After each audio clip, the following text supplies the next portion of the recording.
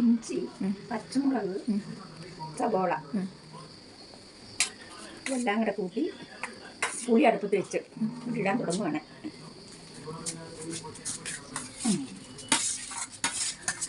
വേവായി കഴിയുമ്പോൾ ഇച്ചിരി ഒന്ന് വേണം. വെന്ത് കഴിയുമ്പോൾ ഇതിനകത്തേക്ക് തേങ്ങ ചരണ്ടി ഇടണം കേട്ടോ.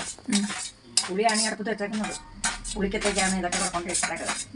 അതിന് ഇച്ചിരി മുളക് പൊടിയും ചേർത്ത് ഇത് വേവാകുമ്പോൾ പച്ചമുളക് ഇട്ടില്ല, ഇനി മുളക് പൊടി വേണം. പച്ചമുളക് ഇടണം, മുളക് പൊടി ഇടണം, തേങ്ങയും ചരണ്ടി ഇടണം. ഇനി അതിനകത്ത് പോരായികളുള്ളതെല്ലാം പറയുക. ഒന്ന് പറയുമോ? വളരെ ഇടക്കട്ടെ. പറഞ്ഞു പറഞ്ഞു